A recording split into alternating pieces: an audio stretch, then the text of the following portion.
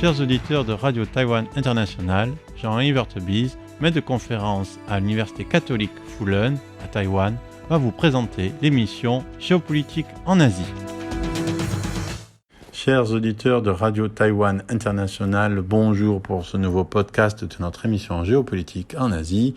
Nous allons parler d'un événement qui est en train de se dérouler, qui se déroule entre le 1er et le 2 juin 2023 dans une région qui n'est pas exactement la région de notre focus analytique, mais qui fait l'objet ici de cette analyse, de ce podcast, parce que y participent des pays qui en font bien partie de cette Asie qui constitue le cœur de notre analyse géopolitique. Cet événement dont nous voulons parler, c'est l'événement du sommet du BRICS, ou plus exactement de la réunion des ministres des Affaires étrangères des 5 pays du BRICS, à savoir, comme on sait, la Russie, le Brésil, l'Inde, la Chine et l'Afrique du Sud.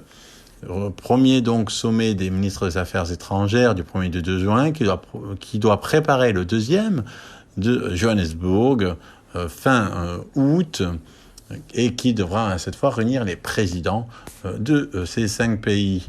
Donc tout d'abord, recommençons par faire un petit historique. Les BRICS, donc c'est un acronyme qui vient donc des pays les premiers liés à cet ensemble, à savoir Brésil, Russia, India et China, auquel s'ajoute aussi l'Afrique du Sud, South Africa. Donc le Brésil, la Russie, l'Inde, la Chine et l'Afrique du Sud constituent cet ensemble des BRICS.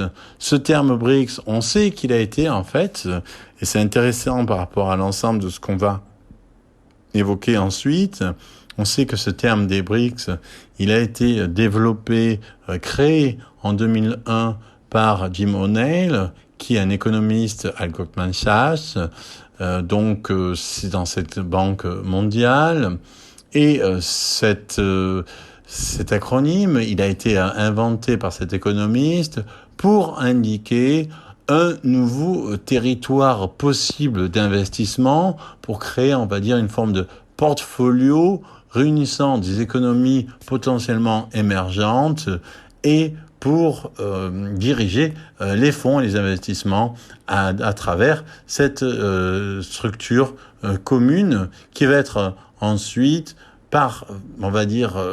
réalisée, consolidée par ces pays fondateurs et notamment à partir de 2006. À partir de 2006, donc les ministres des Affaires étrangères du Brésil, de la Russie, de l'Inde et de la Chine, d'abord, vont en fait déposer les fondements des BRICS, et le premier groupe formel des BRICS, il va avoir lieu en 2009 et il va se concentrer tout d'abord sur des questions qui sont des questions de financement. Donc le groupe des BRICS, c'est d'abord un groupe qui vise à créer des institutions financières qui échappent au cadre du dollar et au cadre de la Banque mondiale et du FMI. Et ces groupes, il va être ensuite très vite rejoindre par l'Afrique du Sud à partir de 2010. Donc ce groupe de pays qui est constitué donc aujourd'hui de ses membres fondateurs que sont donc le Brésil, la Russie, la Chine, l'Inde et l'Afrique du Sud. Il a eu une expansion réelle. C'est la première manifestation concrète de ce groupe, c'est la création de la nouvelle banque de développement. Et aujourd'hui, les ministres des Affaires étrangères des 5 pays du BRICS se réunissent afin de préparer le sommet d'août. Et la grande nouveauté de ce rassemblement des BRICS, c'est qu'il y a une volonté qui est en fait proposée par la Chine à la base d'ouvrir à d'autres pays. À partir de 2022, l'Argentine et l'Iran se sont proposés comme candidats, avec surtout l'Argentine, Et depuis, à partir de 2023, il y a eu tout un ensemble, cette liste a grandi. Il y a maintenant l'Arabie Saoudite, les Émirats Arabes Unis, l'Égypte, l'Algérie, l'Argentine, le Mexique et le Nigeria. Entre autres, ça fait partie des pays qui voudraient rejoindre l'ensemble des BRICS, ce qui démontre d'une certaine manière la vitalité de ce groupe. Mais il faut aussi se rappeler qu'en 2015, parce que les termes de géopolitique, les termes de relations internationales ont des modes divers et leur contenu sémantique change et se modifie en relation à ça. Il faut se rappeler qu'en 2015, il y avait plusieurs articles dans la presse internationale, donc dans Forbes ou dans Financial Times, disant « BRICS is dead », donc les BRICS sont morts. Et pourquoi est-ce qu'il y avait cette idée ? Pourquoi est-ce que on dénonçait à ce moment-là la mort des BRICS? C'est parce qu'en fait, du point de vue purement économique, le groupe n'a jamais véritablement fonctionné. Il n'y a pas eu de corrélation entre les politiques économiques. Alors la réussite véritable, ça a été au niveau financier, avec la nouvelle banque de développement, mais au niveau économique, les pays ont connu des fortunes trop diverses pour qu'on puisse véritablement les réunir dans un seul groupe. Parmi les 5 pays, seule la Chine, pendant longtemps, a connu une croissance véritablement spectaculaire. Ça a été le cas ni de la Russie, ni du Brésil, ni de l'Afrique du Sud. Depuis quelques années, l'Inde est en passe de rattraper la Chine en termes du moins de croissance de développement. Et donc, il y a ici une première interrogation sur la réalité de ce statut des BRICS. Et à cela s'ajoute, en fait, on va dire, une deuxième interrogation qui est, on va dire, sur une forme de création médiatico-romantique qui est de faire du groupe des BRICS un nouveau, on va dire, ou plutôt l'épitomée de ce Global Sud, de ce Sud global, le Global South, de Sud global dont on a parlé la semaine dernière. Et ici, la question, c'est évidemment de savoir dans quelle mesure les BRICS peuvent être l'incarnation de ce nouveau ordre mondial, de ce nouvel ordre mondial que certains appellent de leur vœu pour s'opposer à l'hégémonie américano-occidentale.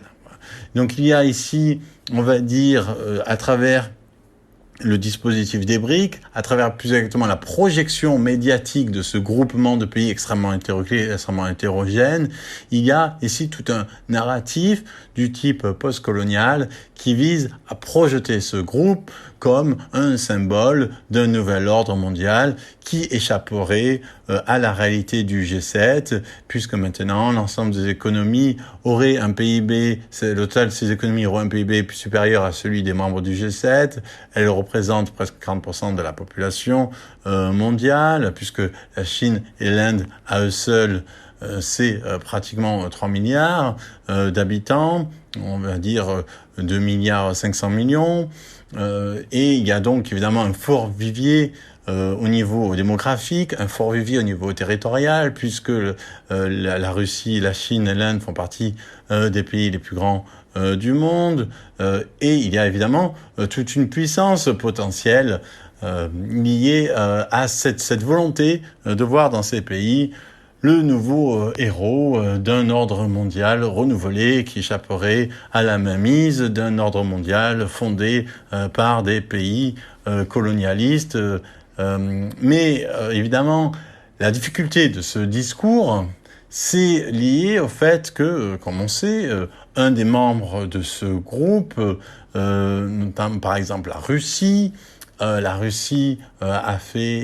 mené une guerre d'agression contre l'Ukraine, quelles que soient les raisons qui l'ont poussé à faire à mener celle-ci, qui a causé de grands nombres de morts et de déplacés en Ukraine. Et de ce point de vue-là, l'unité de ces BRICS, c'est une unité un peu moins romantique, peut-être. Peut-être c'est pas quelque chose qui ferait forcément rêver on va dire, l'intelligentsia postcoloniale, puisque ces 5 pays ont aussi en commun de ne pas avoir condamné l'agression russe. Ces pays ont aussi en commun d'acheter le pétrole russe à bas coût. Et donc il y a aussi ici, si on parle ici de nouvel ordre mondial, il est difficile ici de voir en quoi ce nouvel ordre mondial est plus moral ou plus juste que l'ancien ordre mondial, puisqu'il vise finalement à justifier la politique territoriale d'agression d'un président qui est sous le coup d'un mandat d'arrêt international de la Cour pénale internationale. Donc ici, est-ce qu'on peut véritablement en faire un héros du monde alternatif? Si c'est le cas, ce monde alternatif n'est pas extrêmement, on va dire, extrêmement idéal, et donc constitue pas une véritable alternative.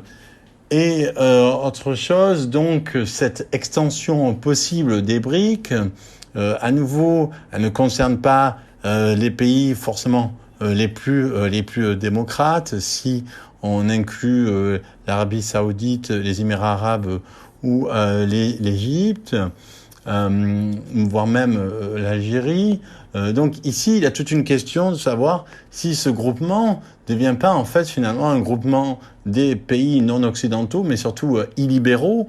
Et donc ici, toujours un peu ce malaise de savoir si cette revendication postcoloniale d'un monde alternatif ne vise pas finalement à justifier on va dire, un ordre illibéral fondé autant sur l'exploitation des ressources et des personnes. Donc, encore une fois, se pose la question de ce Global South qui n'a pas vraiment d'identité morale et les BRICS n'incarnent finalement pas quelque chose de plus qu'un groupement de pays avec des vues extrêmement différentes, mais qui peuvent se retrouver occasionnellement sur certaines directives, certaines positions qui ne sont pas peut-être les plus justes non plus au point de vue moral. C'était Jean Evertebise dans son émission Géopolitique en Asie pour RTI.